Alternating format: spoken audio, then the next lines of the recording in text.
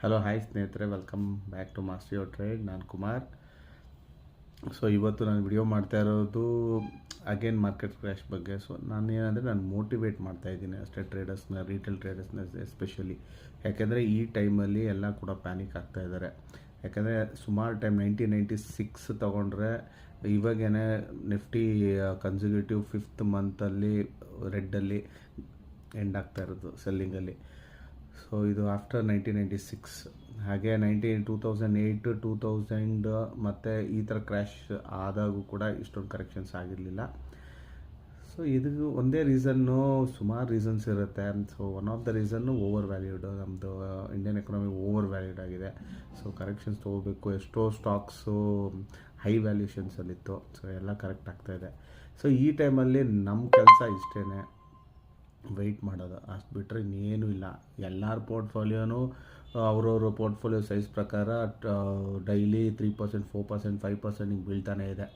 So ನಾವು ಒಳ್ಳೆ stock, fundamentally strong ಸ್ಟಾಕ್ಸಲ್ಲಿ ಇನ್ವೆಸ್ಟ್ ಮಾಡಿದರೆ, ಆ company quarter results, yearly results ಚೆನ್ನಾಗಿ ಬರ್ತಾ ಇದ್ದರೆ, economy of the company, orders flow of the company ತುಂಬ ಚೆನ್ನಾಗಿದ್ದರೆ, ಆಮೇಲೆ valuation of the company correct entry ತೊಗೊಂಡಿದ್ರೆ, ನೀವೇನು ತಲೆ ಕೆಡಿಸ್ಕೋಬೇಡಿ, ಹೋಲ್ಡ್ ಮಾಡಿ.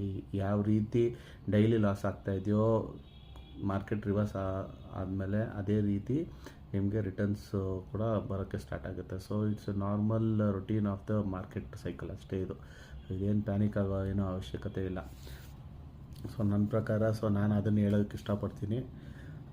ಒಳ್ಳೆ ಆಪರ್ಚುನಿಟಿಗಳು ಬಂದರೆ ಸೊ ನೋಡಿಕೊಂಡು ಇನ್ವೆಸ್ಟ್ ಮಾಡ್ಕೊಳ್ಳಿ. ಸೊ ಇದು ಯಾವುದೇ ಅಡ್ವೈಸ್ ಅಲ್ಲ, ಇದು ನನ್ನ ಒಪಿನಿಯನ್ ಅಷ್ಟೇ. ಇನ್ನೇನು ಹೇಳ್ಬೋದು. ಸೊ ಎಲ್ಲರೂ ಪ್ಯಾನಿಕ್ ಆಗ್ತಾಯಿದ್ದೀರಾ. ಈ ಟೈಮಲ್ಲಿ ಸೆಲ್ ಮಾಡ್ಕೊಬೇಡಿ. ಸೆಲ್ ಮಾಡಿಕೊಂಡ್ರೆ ಅರ್ಧಕ್ಕರ್ಧ ಲಾಸಲ್ಲಿ ಎಕ್ಸಿಟ್ ಆಗಿಬಿಡ್ತೀರಾ. ಅದ್ರ ಬದಲು ವೆಯ್ಟ್ ಮಾಡಿ. ನೀವು ಒಂದು ಕಾನ್ಫಿಡೆಂಟ್ ಮೇಲೆ ಒಂದು ಕಂಪ್ನಿ ಮೇಲೆ ಬೈ ಮಾಡಿರ್ತೀರ, ಡೆಫಿನೆಟ್ಲಿ ಆ ಕಂಪ್ನಿ ಇದೆ ತಾನೆ, ಅದೇನು ಎಲ್ಲೂ ಓಡೋಗಿಲ್ಲ, ಇಲ್ಲ ಬ್ಯಾಂಕ್ರಪ್ಟ್ ಆಗಿಲ್ಲ ತಾನೆ. ಸೊ ಹಂಗೆ ಇದ್ಮೇಲೆ ನೀವು ಈ ಥರ ಮಾರ್ಕೆಟ್ ಕರೆಕ್ಷನ್ಸಲ್ಲಿ ಕಂಪ್ನಿ ಕೆಳಗಿದೆ ಅಂತ ಹೇಳ್ಬಿಟ್ಟು ನೀವು ಸೆಲ್ ಮಾಡಿಕೊಂಡ್ರೆ ನೀವು ಲಾಸಲ್ಲಿ ಎಂಡಪ್ ಆಗ್ತೀರಾ. So don't sell your stocks, please hold on to your stocks. ಆರಾಮಾಗೆ ಹೋಲ್ಡ್ ಮಾಡಿ. ಈ ಥರ ಪ್ಯಾನಿಕ್ ಕಂಡೀಷನ್ಸಲ್ಲಿ ಪ್ಯಾನಿಕ್ ಆಗೋಕ್ಕೆ ಹೋಗಬೇಡಿ. ಇಲ್ಲೇ ಈ ಥರ ಬೇರಿಶ್ ಮಾರ್ಕೆಟಲ್ಲಿ ಯಾರು ನಿಂತ್ಕೊತಾರೋ, ಯಾರು ಮೆಂಟಲಿ ಸ್ಟ್ರಾಂಗಾಗಿ ನೀವು ಎಮೋಷ್ನಲ್ನ ಕಂಟ್ರೋಲ್ ಮಾಡ್ಕೊತೀರೋ ಅವರೇ ನಾಳೆ ಬುಲ್ ರನ್ನಲ್ಲಿ ಕಾಸು ಮಾಡೋದು. ಓಕೆನಾ? So it's just my advice ಅಷ್ಟೇ ಇದು. ಸೊ ಈ ಥರ ಮೋರ್ ಕಂಟೆಂಟ್ಗೆ ದಯವಿಟ್ಟು ನನ್ನ ಯೂಟ್ಯೂಬ್ ಚಾನಲ್ನ ಸಬ್ಸ್ಕ್ರೈಬ್ ಮಾಡ್ಕೊಳ್ಳಿ. ನನ್ನ ಮುಂದಿನ ದಿನಗಳಲ್ಲಿ ಎಲ್ಲಿಂದ ನಿಫ್ಟಿ ರಿವರ್ಸ್ ಆಗುತ್ತೆ 21,200 ನೆನಪಲ್ಲಿ ಇಟ್ಕೊಳ್ಳಿ. ಬಾಯ್.